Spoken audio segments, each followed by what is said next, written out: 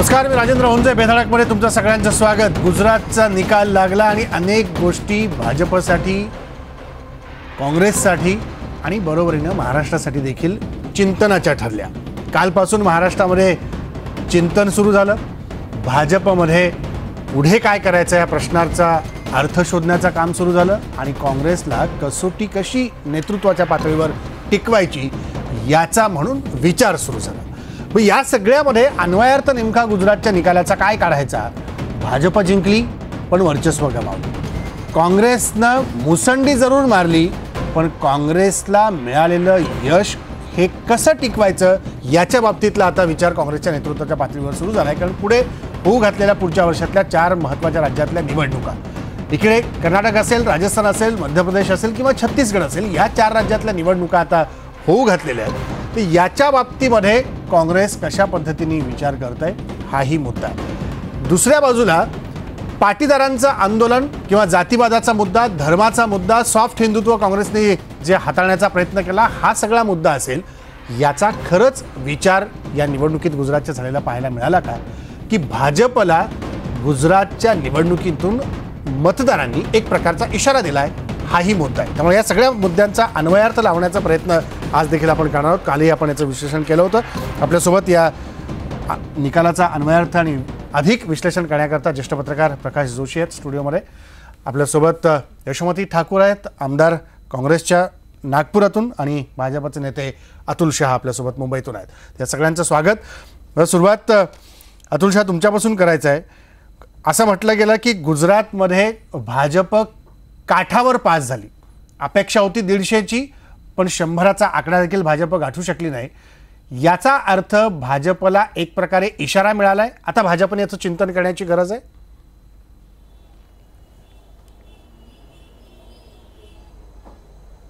खरं म्हणजे आपण जे विधान करता त्याच्यात अंतर असं आहे की 22 वर्ष भारतीय जनता पक्षाचं तिथे राज होतं. 22 वर्ष म्हणजे एक खूप मोठं पिरियड, आणि तरी आम्ही निवडून आलोय. आणि दुसरं म्हणजे 2% जास्त मिळवून. आणि ज्या पद्धतीने, आणि तुम्ही जे म्हणता की 150, इलेक्शनमध्ये टार्गेट हा नेहमीच मोठा ठेवावा लागतो.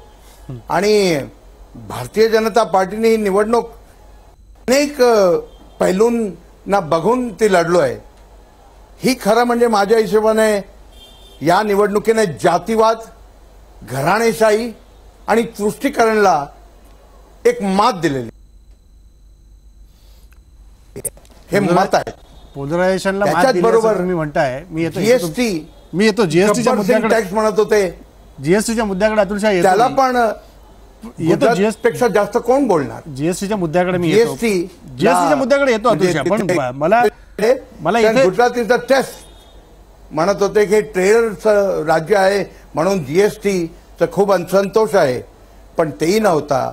ही election Bharatiya Janata Party, we are very satisfied. पण अजून सीट आल्या असत्या तर कोणाला नाही आवडणार? ज्या जिथे कमी राहिलेल्या आहेत, दॅट इंट्रॉस्पेक्शन इज बिंग डन. आणि आज अरुण जेटली साहेबांनी सांगितलेलं आहे की जीएसटीमध्ये पण जे आम्ही बदल घडवून आणले, आणि अजून त्याला काही जागा असतील तर गव्हर्नमेंट इज ऑलवेज ओपन. ठीक आहे, ते जीएसटी मधले बदल घडवून आणले आणि ते कुठल्या पातळीवर घडवून आणले हे देखील आपल्याला माहिती आहे. यशोमती ठाकूर, काँग्रेसला 1985 नंतर, म्हणजे जवळपास 25 वर्षानंतर इतकं मोठं यश गुजरातमध्ये मिळालेलं पाहायला मिळालं. पण या सगळ्यामध्ये काँग्रेसच्या उमेदवारांचा जर विचार केला तर जवळपास 16 जागांवर, गुजरातमधल्या एकूण 182 पैकी 16 जागांवर काँग्रेस केवळ 3000पेक्षा कमी मतांनी हरलेली आहे. ती या पुढे काय कसोटी काँग्रेसच्या समोर असणार आहे? म्हणजे केवळ गुजरात जिंकलं, गुजरातला चेहरा नव्हता तरी देखील काँग्रेसने यश मिळवलं, पण कर्नाटक आता तुमचं सत्ता आहे, तिकडे तुम्ही विचार काय करताय? महाराष्ट्रामध्ये तुम्हाला काय वाटतं की याचा काय पॉझिटिव्ह परिणाम, सकारात्मक परिणाम काँग्रेसला दिसून येईल? कार्यकर्ते पुढे जातील का? राहुल गांधींच्या नेतृत्वाची कसोटी आहे का? अनेक गोष्टी आहेत.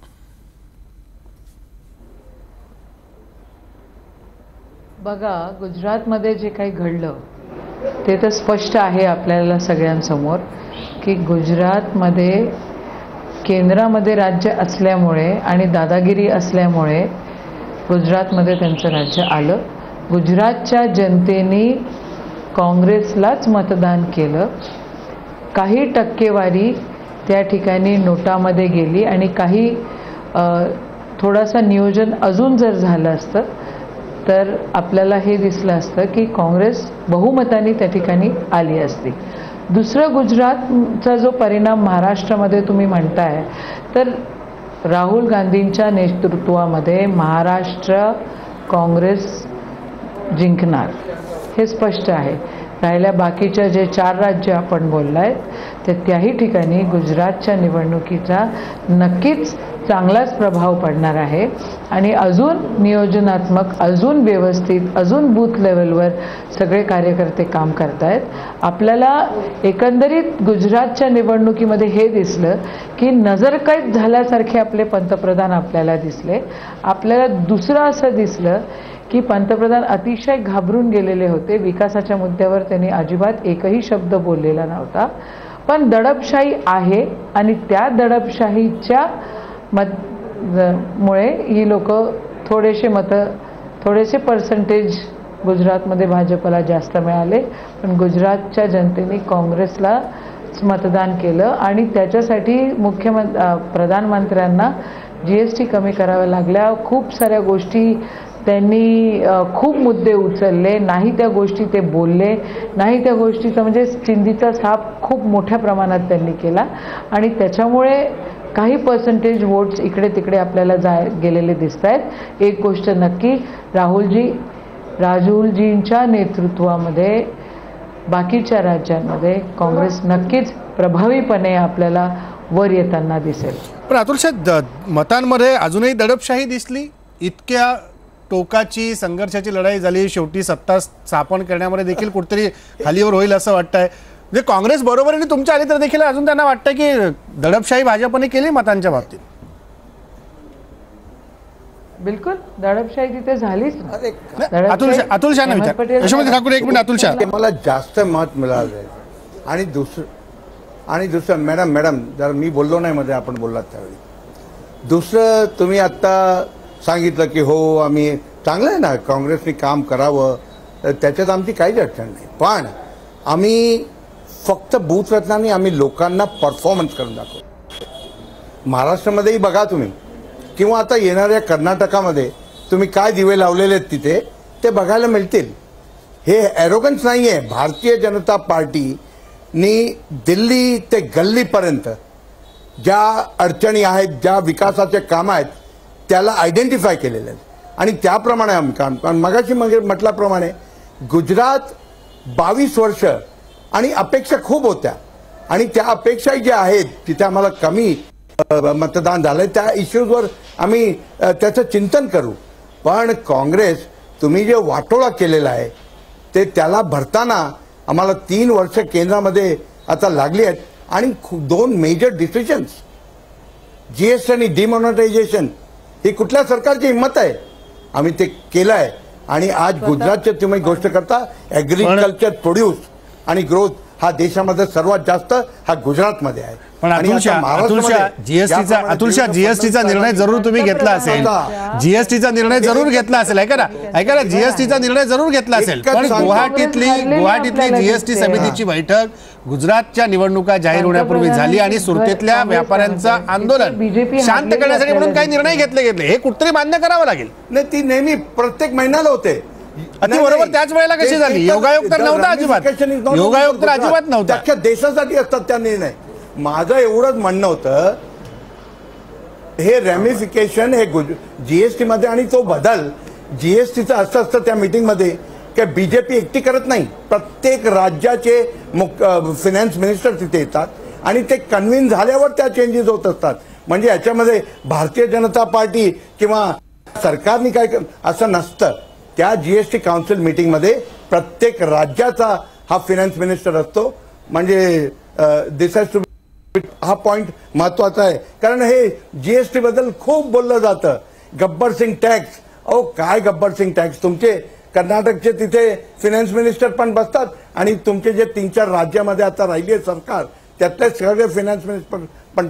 माझा सांगायचा उद्देश तो होता की Gujarat is a good traders test तुम्ही म्हणता, त्या तिथे आता आम्हाला एक्नॉलेजमेंट मिळालेलं आहे. GSTला खूप प्रचारामध्ये मीडियामध्येही बोमाबोम खूप झाली, गुजरातची लोक खूप नाराज आहेत GSTला, म्हणून भारतीय जनता पार्टी यांचा नक्कीच पराभव होणार आहे. करून भारतीय जनता पार्टीचं तिथे राज्य आलेलं आहे आणि कम्फर्टेबल मार्जिनने आलेलं आहे. म्हणून या मुंगेरी लाल के हसीन सपने करू नये काँग्रेसनी, तेवढंच मला सांगायचं. पण कम्फर्टेबल मार्जिन आहे का? मुळात मला जोशी सर तुम्हाला विचारायचं की कम्फर्टेबल मार्जिन म्हणतात, 7 जागा म्हणजे काय कम्फर्टेबल मार्जिन नाही आहे. ज्या 115 जागा जिंकलेल्या होत्या मागच्या वेळेला 2012मध्ये भाजपने, त्या 115 जागा पण भाजप टिकवू शकली नाही. 16 जागा उलट भाजपने गमावल्या आणि मतांचा टक्का हे वाढला असं म्हणतात. त्या मतांच्या वाढीव टक्क्याचा उपयोग काय? मग जर 16 जागा हातून गेल्या असतील याचा अन्वयार्थ काय काढायचं? मी येतो, अतुल शाह येतो तुमच्याकडे. नाही, याचा अर्थ असा आहे की मतांची टक्केवारी निश्चितपणे वाढलेली आहे, परंतु आपण जर बघितलं तर इतकी अटीतटीची ही निवडणूक झाली की त्यामुळं 50% आणि 49% अशा पद्धतीने इतक्या चुरशीने ती निवडणूक झाली. आणि राजकारणात शेवटी कसं असतं की एका मताने जरी आलात, म्हणजे एक जरी सीट येऊन तुमचं सरकार, म्हणजे 51 जरी सीट तरी तुम्हाला मिळालात तरी तुमचं सरकार येतं.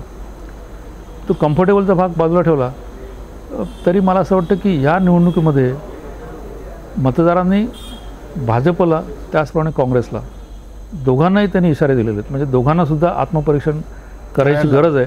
कारण येणाऱ्या 2019मध्ये ज्यावेळेस आपल्या लोकसभेच्या सार्वत्रिक निवडणुका होतील तर त्याच्यासाठी ही एक गुजरातमध्ये आणि एक प्रकारची रंगीत तालीमच झाली असं मला वाटतं. आणि त्यामुळे या निवडणुकीपासून दोन्ही पक्ष, म्हणजे ते कितीही, म्हणजे जाहीररित्या ते कितीही काही सांगत असले की आम्हाला कम्फर्टेबल मेजॉरिटी आहे, किंवा काँग्रेस जरी म्हणत असले की आमच्या पक्षाला उभारी आलेली आहे, नवीन नेतृत्व मिळालं आहे, असं असलं तरी दोन्हीही पक्ष या निवडणुकीनंतर निश्चितपणे गंभीरपणे बसून विचार करतील. कारण या निवडणुकीमध्ये एक गोष्ट झालेली आहे की सर्वसाधारण ते असतेच की ग्रामीण आणि नागरी शहरी भागातले जे मतदार असतात त्यांचे इंटरेस्ट वेगवेगळे असतात, त्यांचं आकलन वेगळं असतं. बरोबर. आणि ह्या निवडणुकीत तर आपल्याला असं दिसतं की शहरी भाग आणि ग्रामीण भाग हा थोड्याशा वेगळ्या पद्धतीनं मतदान झाल्याचं दिसतं आहे. आणि त्यामुळं ग्रामीण भागामध्ये काँग्रेसला मागच्यापेक्षा जास्त जागा मिळालेल्या आहेत आणि त्या मानाने भाजपच्या जागा गेलेल्या आहेत. आणि अशा पद्धतीनं निवडणूक होणार ह्याची भाजपलासुद्धा कल्पना होती, त्यामुळे त्या पद्धतीने त्यांनी रणनीती पण आखली होती.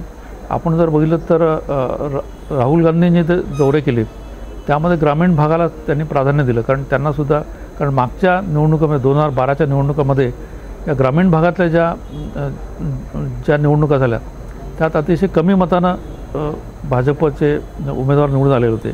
त्यामुळे ग्रामीण भागावर जास्त काम करावं अशा पद्धतीने काँग्रेसची रणनीती होती. पण या निवडणुकीचा कुठतरी एक ग्रामीण भागाचा उल्लेख जरा म्हणून विचारतो की शेतीचा विषय असेल, कच्छच्या संदर्भात नर्मदेचं पाणी नेण्याचा विषय असेल, सौराष्ट्राचा विभाग असेल, या सौराष्ट्र विभागामध्ये अधिकाधिक नाराजी होती भाजपच्या बाजूने.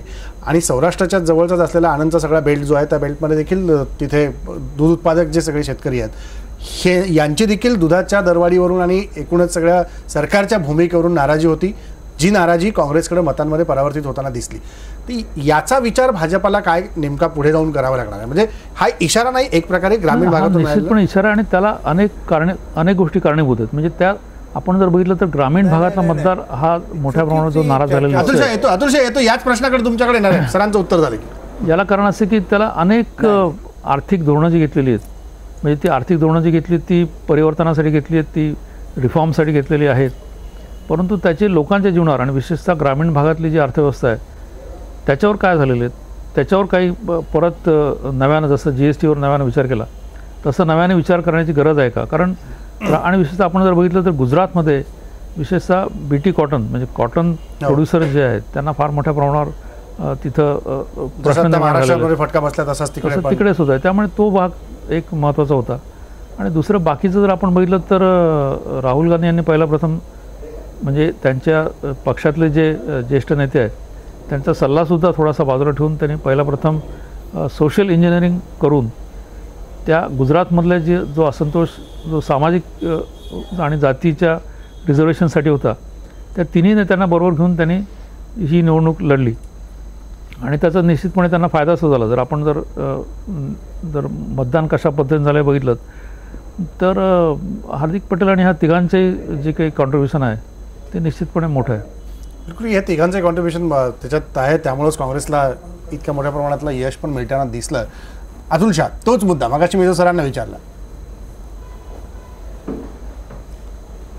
नाही मगाशी तुम्ही आणि प्रकाशजींच्या बोलण्यामध्ये मला असं जाणवलं की आपण शहर आणि ग्रामीणचं तिथे बीजेपीला ग्रामीणमध्ये मिळालं नाही असं तो एक सूर होतोय, पण ती चुकीची माहिती आहे.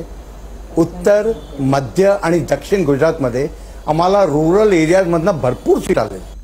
मान्य करतो सौराष्ट्रामध्ये प्रश्न आहेत, सौराष्ट्रामध्ये, पण सुरतमध्ये आम्ही 16 पैकी 15 सीट त्यातला सुरतमुळे तर विस्तार आहे. बाकीचे रुरल एरिया सुरतमधल्या जागांमुळे तर भाजपची सत्ता टिकली. जर सुरतमध्ये जागा मिळाल्या नसत्या सौराष्ट्र 99 पर्यंत भाजप गेली नसती. आणि काँग्रेसनी ते वेगळी गोष्ट आहे, पण तुम्ही जे रुरल आणि अर्बन करताय ना तर त्याच्यात रुरल करू नका.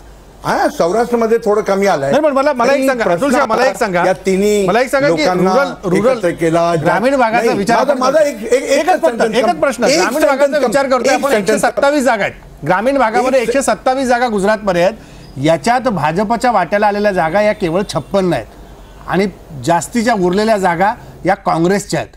आता तरी मान्य आहे की नाही की गुजरातमध्ये तुम्हाला मतदान मिळालं असेल, टक्का वाढला असेल, पण त्याचा फायदा जागांमध्ये विजय मिळवण्यामध्ये अजिबात झालेला नाहीये. ऍग्रिकल्चर ग्रोथ हे गुजरात इज द हायेस्ट आणि म्हणून हा सांगूच शकत नाही. आणि दुसरं म्हणजे तुम्ही ते 3 नेत्यांचं सांगितलं की काँग्रेसनी 3 नेत्यांना एकत्र केलं. हार्दिक पटेलला तिथे प्रॉमिस केलं जे कॉन्स्टिट्युशनली पॉसिबल नाही आहे.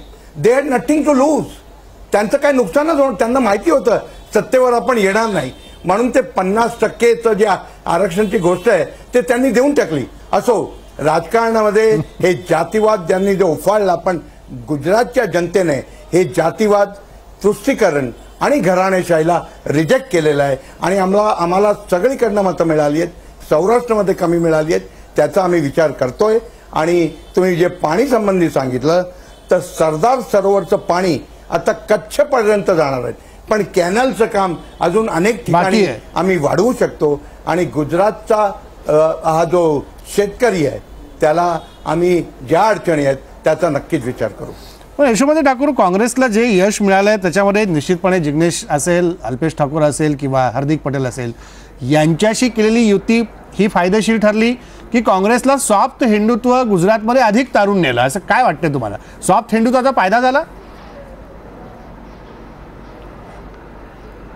आपल्याला माहिती आहे की गुजरातमध्ये जातीवाद भरपूर निर्माण करण्याचा प्रयत्न भाजपाने केला आणि 3ऱ्या टप्प्यामध्ये तर खूप जास्त केला, हे सगळ्याच देशांनी बघितलंय. अल्पेश ठाकूर, जिग्नेश मेवानी आणि हार्दिक पटेल ही ह्या मंडळींचा त्या ठिकाणी नक्कीच सकारात्मकच काम झालेलं आहे ही सगळी मंडळी आल्यामुळे. पण त्यातली 2 माणसं ह्याच्यामुळे सोबत आली कारण त्यांना ह्या गोष्टीचा विश्वास वाटला की जे शब्द आपल्याला काँग्रेस मंडळी देतील ते त्या ठिकाणी तसेच इम्प्लिमेंट करतील. भाजपावरचा लोकांचा विश्वास उडून गेलेला आहे कारण भाजप मागच्या 3 वर्षामध्ये भाजप ह्या पक्षाने फक्त घोषणाबाजी केलेल्या आहेत. मोठ्या प्रमाणामध्ये आपली इकॉनॉमी ढासळण्याचं काम त्यांनी केलेलं आहे. मला आठवतं की सुरतमधली काही मंडळी, काही डायमंड्स आणि काही गोल्डस्मिथ ची मंडळी राहुलजींना भेटली आणि राहुलजींना त्यांनी स्वतःहून आठवण करून दिली की राहुलजी 2002 मध्ये ज्यावेळेला ह्याच 2 गोष्टींवर टॅक्स लावण्यात आल्या होत्या, त्याच्यानंतर ज्यावेळेला तुमचं सरकार आलं 2004 मध्ये तुम्ही हे टॅक्स कमी केले. वास्तविकतेसोबत रूबरू होणारा पक्ष काँग्रेस आहे आणि राहुलजींची प्रामाणिकता, त्यांची सादगी, त्यांना ह्या लोकांनी खूप घाणेरडा असेल. राहुल गांधींनी सुरतेतल्या व्यापाऱ्यांसोबत चर्चा केली, तिथे सभा घेतली, मनमोहन सिंग स्वतः तिथे गेले होते, माजी पंतप्रधान, त्यांनी तिथली चर्चा केली, सभा घेतली. असं असताना काँग्रेसला जागा का नाही मिळाली सुरतेमध्ये? सुरतमध्ये कुठे? मग मी पण ते विचारलं पाहिजे की पंतप्रधानांच्या स्वतःच्या राहण्याच्या जिथे त्यांचं घर आहे तिथे भाजपला का नाही मग बहुमत मिळालं? तिथे काँग्रेसची सीट का निवडून आली? तुम्ही जर मला हा प्रश्न विचारताय तर खुद्द पंतप्रधान त्या ठिकाणी चालत गेले, घरोघरी त्या लोकांनी मतं मागले. सन्मान्य अमित शहा सुद्धा त्या ठिकाणी ते गेले आणि मग खरी गोष्ट आहे ना. मला सांगा, तुम्ही राहुलजी सुरतमध्ये गेले, त्यांना मतं मिळाले नाही. पंतप्रधान त्या ठिकाणी गेले जिथे राहतात त्यांना मतं मिळालेले नाही. सुरतच्या डायमंडची गोष्ट तुम्ही केली. अतुलजी काय म्हणाल? हो ना. वडनगर मधली जागा का गमावली भाजपने? होते सुरत मध्ये. अरे मग भाजपला ती जागा मिळायला पाहिजे होती की नव्हती? जिथे जागा काही कधी येतात कधी जातात, पण हे ओव्हरऑल आपला विचार जीएसटी संबंधीचा होता. नाही, पंतप्रधान दोनच ठिकाणी असतात, एक तर परदेशात असतात, नाही तर कुठेतरी प्रचाराला असतात. त्यांना देशाचं काही घेणं देणं पडलेलं नाहीये. अहो देशाला कुठे बाहेर असतात, एक तर देशाच्या बाहेर असतात. पंतप्रधान एक तर देशाच्या बाहेर असतात, नाही तर प्रचाराला असतात. आजही प्रचाराला गेलेले आहेत. एक प्रमुख नेता देशाचा प्रधान सेवक नाही, प्रधान प्रचारकच झालेला आहे, पक्षाचा प्रचारक. त्यांचं तेवढंच आहे. त्यांनी पूर्ण देशाकडे दुर्लक्ष करून तेवढंच नव्हे, कधी नव्हे ते त्या ठिकाणी त्यांनी कधी नव्हे ते त्यांनी असेंब्ली सुद्धा शिफ्ट केली, असेंब्ली सुद्धा शिफ्ट केली आणि प्रचार करत फिरले. प्रत्येक केवढे म्हणजे एवढा प्रभावी नेता. याच्यामधनं एकच गोष्ट स्पष्ट होती आहे की मोदी फॅक्टर आता कमी होत चाललाय. लोकांना असलियत माहिती होतीये, लोकांना वास्तविकता कळलेली आहे आणि प्रत्येक वर्गासोबत कोणता पक्ष प्रामाणिक राहू शकतो आणि कोणत्या नेत्यावर विश्वास ठेवायचा हे लोकांनी ठरवलेलं आहे. आपल्याला दिसलंय त्या ठिकाणी आपल्याला गुजरात. हा मुद्दा प्रचार सभेसारखा संपणार नाहीये. 13 लाख कोटीचे घोटाळे केले. अतुलजी घोटाळे काय झाले, कुठे झाले, त्याची चर्चा नंतर करू.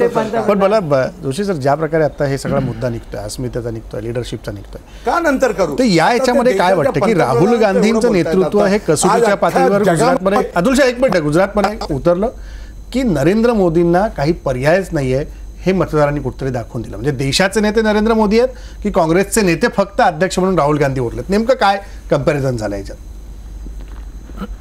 गुजरातमधली जी निवडणूक आहे आणि ती ज्या पद्धतीने लढल्या गेली आणि त्यात जे काही मुद्दे समोर आले आणि मतदारांनी सुद्धा ज्या पद्धतीने त्याचा विचार केला, तर मला असं वाटतं की ह्या निवडणुकीकडे फक्त, म्हणजे मी तरी सुद्धा फक्त गुजरातमधली निवडणूक एवढंच बघत नाही, तर ह्या निवडणुकीत जे काही चर्चा झाली, जे मुद्दे आले समोर आणि ज्या पद्धतीनं मतदार त्यांना समोर गेले, मतदारांनी प्रचार बघितला.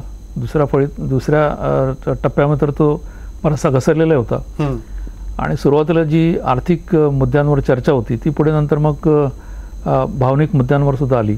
हे सगळं बघितल्यानंतर शेवटी ही जी निवडणूक झाली आणि या निवडणुकीत जे काही मुद्दे पुढे आले त्याचा परिणाम आणि या निवडणुकीनंतर जे निकालसुद्धा आलेत त्याचा परिणाम पुढे येणाऱ्या 1.5 वर्षात नंतर जे आपल्या सार्वत्रिक निवडणुका होतील त्याच्यात होणार आहे. त्याच पद्धतीने त्याची तयारी म्हणून सुद्धा आता नंतर पुढच्या वर्षीसुद्धा ज्या निवडणुका आहेत राज्यांमधल्या, त्या राज्यांमधल्या निवडणुकावर सुद्धा ह्या गुजरातमध्ये झालेल्या ज्या निवडणुका आहेत त्याचा परिणाम निश्चितपणे होणार आहे.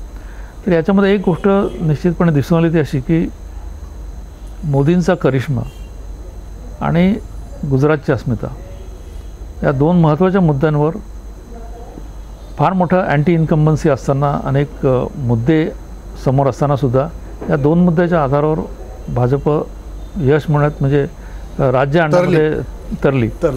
त्याचबरोबर काँग्रेसने सुद्धा म्हणजे वेगळे प्रयोग करतो. म्हणजे पहिल्यांदाच त्यांनी तो त्या 3 नेत्यांना एकत्र घेण्याचा प्रयोग केला आणि दुसरं म्हणजे ही निवडणूक, या निवडणुकीत राहुल गांधी यांनी स्वतःला पूर्णपणे झोकून दिलं. कारण त्यांच्यावर नेहमी अशी टीका होती की ते कितपत सिरियस आहेत किंवा whether is a full time politician or part time politician. या निवडणुकीत त्यांनी पहिल्यांदाच दाखवून दिलं की मी पूर्णपणे त्याच्यात इन्व्हॉल्व आहे. आणि दुसरं म्हणजे असं की दुसरा एक प्रयोग काँग्रेसने केला तो म्हणजे सॉफ्ट हिंदुत्वाचा. म्हणजे काँग्रेसवर जी टीका होत होती की मायनॉरिटीजचं ते खूप अपीजमेंट करतात किंवा त्यांना जास्त प्राधान्य देतात. तर या टीकेचंही कुठंतरी म्हणजे देशातलं जे बदललेलं वातावरण आहे त्या वातावरणात त्या टीकेचासुद्धा काँग्रेसला फार मोठा फटका गेल्या ज्या अनेक निवडणुका 2014 नंतर झाल्या त्याच्यातसुद्धा बसला होता. त्यामुळे त्यांनी पहिला प्रथमच त्यांनी सॉफ्ट हिंदुत्वाचा मुद्दा घेतला आहे. परंतु हा सॉफ्ट हिंदुत्वाचा मुद्दा त्यांनी अशा राज्यांमध्ये घेतला की ज्या ठिकाणी मोदी आणि अमित शहा यांचं प्रखर हिंदुत्व गेल्या अनेक वर्ष काम करत आहे. तर ह्याचं कुठं म्हणजे ह्याचं आता पुढं ते कसं म्हणजे हे सॉफ्ट हिंदुत्व पुढे चालू राहील का ते फक्त गुजरातपुरतं होतं किंवा येणाऱ्या इतर राज्यांमधल्या निवडणुकामध्ये किंवा 2019 मधल्या निवडणुकात काँग्रेस परत अशाच पद्धतीनं पुढे जाणार आहे का आणि त्याला मग कुठं बॅकलॅश वगैरे सुद्धा येईल का असे अनेक मुद्दे या निवडणुकीनंतर समोर आलेले आहेत. बिलकुल की आता या सगळ्या निवडणुकांच्या मुद्द्यानंतर त्यातनं मिळालेल्या मतांच्या टक्केवारीवरून जरी भाजपनं 50% मतं आपली शाबूत ठेवली असली तरी आत्तापर्यंतचा ट्रेंड 2014 नंतर जर आपण पाहिला तर एक हाती सत्ता कुठल्या तरी एका पक्षाला द्यायची असा मतदारांचा एक कल होता. त्या पद्धतीने भाजपला त्यांनी एक हाती सत्ता दिली का तर फक्त बहुमतापुरती दिली. 4-5 जागा जास्त दिल्या आणि सत्ता टिकवली. पण बरोबरीने काँग्रेसलाही तिथपर्यंत नेऊन ठेवलं. म्हणजे दोघांना पण त्यांनी बरोबर आणून ठेवण्यामागचं कारण काय, मतदारांनी नेमका बरोबरीचा विचार का केला आणि दोघांना काय सुचवायचं होतं हा एक मुद्दा आहे. त्याची चर्चा ब्रेक नंतर करू.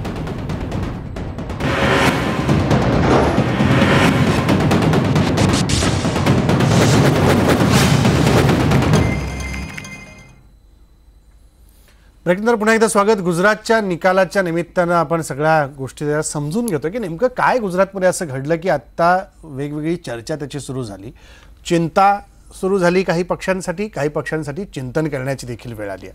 तर नेमका या पाठीमागे मला अतुल शाह तुम्हाला विचारायचं आहे की गुजरातमधून काही गोष्टी निश्चितपणे भाजपला शिकाव्या लागतील. म्हणजे 115 जागा गेल्या वेळच्या असताना 16 जागा आपण गमावल्या, 99 जागांवरती आपल्याला समाधान मानावं लागलं. पुढच्या वर्षी राजस्थान आहे आणि मध्य प्रदेश आहे. जसं गुजरातमध्ये सलग 4 टर्म तुम्ही सत्तेत होता तसंच मध्य प्रदेशमध्ये देखील तुम्ही सत्तेत आहात. अँटी इन्कम्बन्सीचा सामना तुम्हाला तिथेही करावा लागणार आहे, मोठ्या प्रमाणात करावा लागणार आहे. राजस्थानमध्ये 5 टर्म, राजस्थानमध्ये तर तिकडे तुम्हाला अल्टरनेट सत्ता मिळते जसं हिमाचल प्रदेशमध्ये मिळत गेली आहे. त्यामुळे तिथं काय होणार आहे चित्र आत्ताच काही सांगण्याची गरज नाही आहे.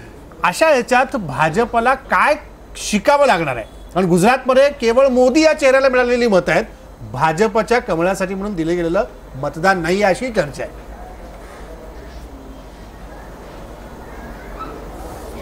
नाही, याच्यामध्ये 2 गोष्टी आहेत. जे तुम्ही जे म्हणालात, कुठल्याही निवडणुकीनंतर चिंतन तर होतच असतं आणि आमच्या पक्षामध्ये संघटनेमध्ये पण चिंतन होत असतं. तर सरकारचं तर जे काम ते कमी आणि निश्चित काही ठिकाणी सौराष्ट्राच्या काही भागामध्ये आम्हाला तिथे सीट्स मिळाल्या नाही, त्याचं चिंतन नक्कीच आम्ही करू. आणि दुसरं ते जे तुम्ही सांगितलं पॅरामीटर्स जे गुजरातचे आहेत, आता आर्थिक विकास दर हा गुजरातचा 10% आहे consistently for so many years आणि ते कुठेही कम्पेअर करा अख्ख्या जगात तेवढं नाही आहे. आणि म्हणून ते इकॉनॉमिकच्या फ्रंटवर तर आम्ही खूप चांगलं तिथे काम केलेलं आहे. पण ह्या ज्या गोष्टी आहेत त्याच्यावर नक्कीच चिंतन करू.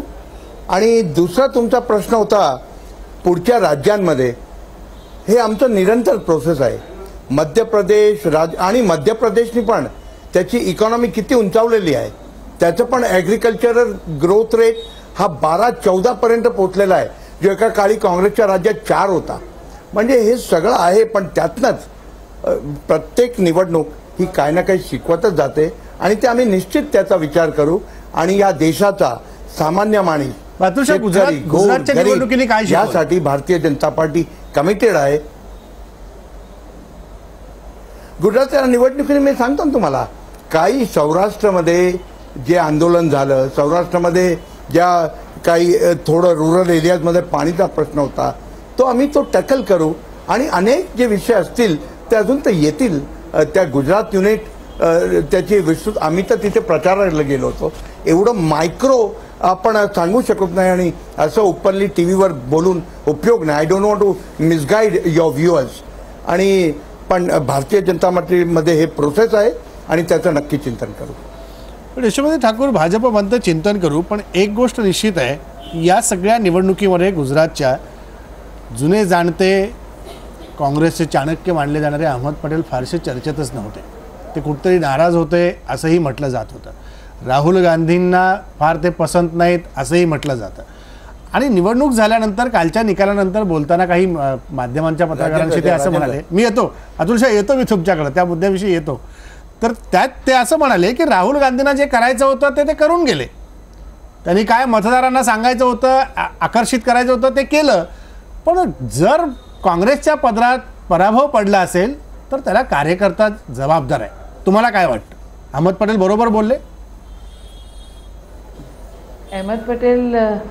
अहमद पटेल साहेब काँग्रेसचे एक ज्येष्ठ नेता आहेत, आमचे मार्गदर्शक आहेत.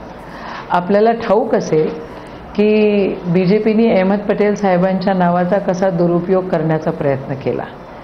एकीकडे राजकीय पॉलिटिकल ॲनालिस्ट असं म्हणतायत की काँग्रेस सॉफ्ट हिंदुत्वाकडे जात आहे, ठीक आहे. दुसरीकडे BJPच्या मंडळींनी अहमद पटेलच मुख्यमंत्री होणार असा प्रचार केला.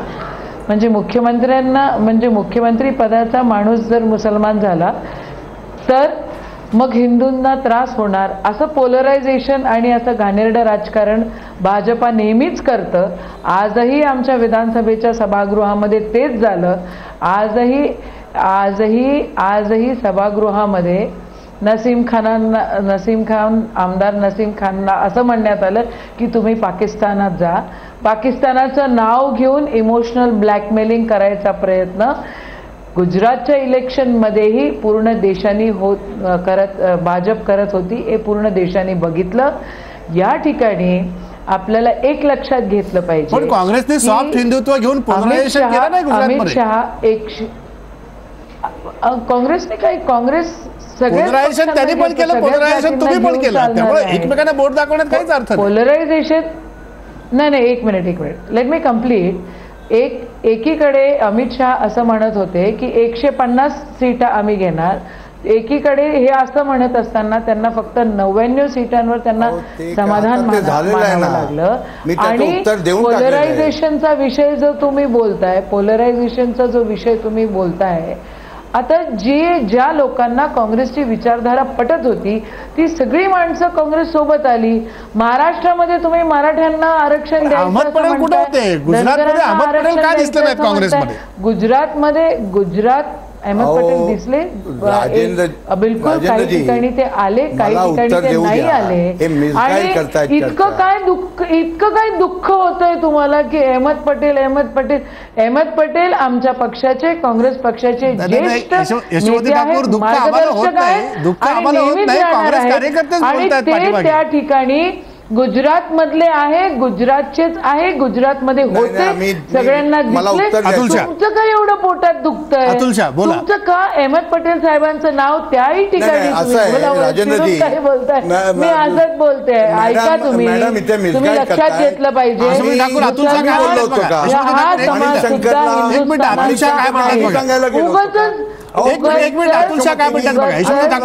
माझं धाक करू नका. अहमद पटेल साहेब गुजरातमध्ये प्रेस कॉन्फरन्स होते. आजच्याही प्रेस कॉन्फरन्स सांगायला गेलो होतो की मणिशंकर त्यांनी हे मान्य केलं की राहुलजी आमचे नेते आहेत आणि राहुलजींच्या मार्गदर्शनामध्ये आम्ही काढलं. त्याला उत्तर प्रधानमंत्री द्यायचं नाही का? त्याला भावनात्मक चाललेली आहे. अहमद पटेलचं काय भावना आम्ही बोललो नव्हतो. ट्विट झाला होता पाकिस्तानमध्ये. ते पाकिस्तानमध्ये ट्विट झालं की अहमद पटेलला मुख्यमंत्री बनवा. ते आम्ही बोलायला गेलो होतो का? तर त्याला उत्तर देणार नाही का? आता प्रश्न राहुल गांधी तिथे दिल्लीला अहमदाबादला निघून गेलेले आहेत. अहो तुम्हाला माहिती कमी आहे यशोमतीजी. राहुल गांधी मी गुजरातमध्ये होतो. अरे मला सगळं माहिती आहे, तुम्हालाच माहिती नाही की तुम्ही किती पोलरायझेशन करता. आजही विधानसभेमध्ये ज्या वेळेला मुंबईत त्याही वेळेला मुसलमानांचा विजय आणि पाकिस्तानचा संविधानावर त्या संविधानावर मान मर्यादा राखा एक प्रश्न यशोमती ठाकूर एका प्रश्नाचं उत्तर द्या. ऐका ते आम्हाला शिकवू नका. शहाबानूचा केस आठवण करा. संविधानाचं मला सांगू नका. ते शहाबानू केस मध्ये आपण काय केलंय, संविधानाचं जेवढवलं प्रत्येक ठिकाणी जातीवाद जर तुम्ही मानत असाल तर हे या हिंदुस्थानाच्या जनतेला कबूल नाही. हे गुजरातमध्ये लोकांनी तुम्हाला दाखवून दिलेलं आहे. पण मला एक प्रश्न यशोमती ठाकूर, आम्ही हरलो असतो, आम्ही त्या ठिकाणी तुम्हाला पाहिजे तेवढा म्हणजे विनिंग पोझिशन मध्ये आम्ही जरी नसेल राहिलो तरी पण तुमच्या जिंकण्यापेक्षा आम्ही का हरलो आणि इथपर्यंत कसे पोहोचलो आणि टक्कर आम्ही दिली. त्या ठिकाणी खूप मेहनत सन्माननीय राहुलजी निघून आमच्या प्रत्येक कार्यकर्त्यांनी काँग्रेसची जी विचारधारा आहे त्या विचारधारेवर हिंदुस्थानाच्या लोकांवर विश्वास आहे. यशोमती ठाकूर एक मिनिट ऐका थोडं शांत राहा. यशोमती ठाकूर जरा शांत ऐका होईल असतील. एक मिनिट यशोमती ठाकूर तुम्हाला आवाज पोहोचतोय माझा. एक मिनिट शांत राहा. पराभूत झालेले आहेत यशोमती ठाकूर अतुलशाह एक मिनिट शांत राहा. अतुलशाह एक मिनिट शांत राहा. आवाज तुमच्या दोघांकडे पोहोचतोय. माझा आवाज दोघांकडे पोहोचतोय. एक मिनिट शांत राहा. दोघांकडे आवाज जातोय. एक मिनिट यशोमती ठाकूर एक मिनिट. भाषण तुम्ही सभागृहात केल्यासारखं नका करू. एक मिनिट ऐकून घ्या. जर राहुल गांधींनी इतकं सगळं यश मिळवलं असेल आणि ह्या यशाचे ते नेतृत्व मान्य करत असतील काँग्रेसचे अध्यक्ष म्हणून, तर मग कालच्या या 80 जागा मिळाल्यानंतर राहुल गांधी जनतेचे आभार मानायला पटकन बाहेर का नाही आले हा प्रश्न आहे. काल का नाही आले? जर तुम्ही भाजपवरती एवढी टीका करताय, मोदींवरती टीका करताय, तर येऊन बोलताय, पंतप्रधान म्हणून येऊन बोलताय. मग राहुल गांधींनी काल येऊन माध्यमांसमोर पटकन भाषण का नाही दिलं? जी मंडळी आहे जे त्यांना वाटलं का नाही बोललं? कशाला राहुल गांधी?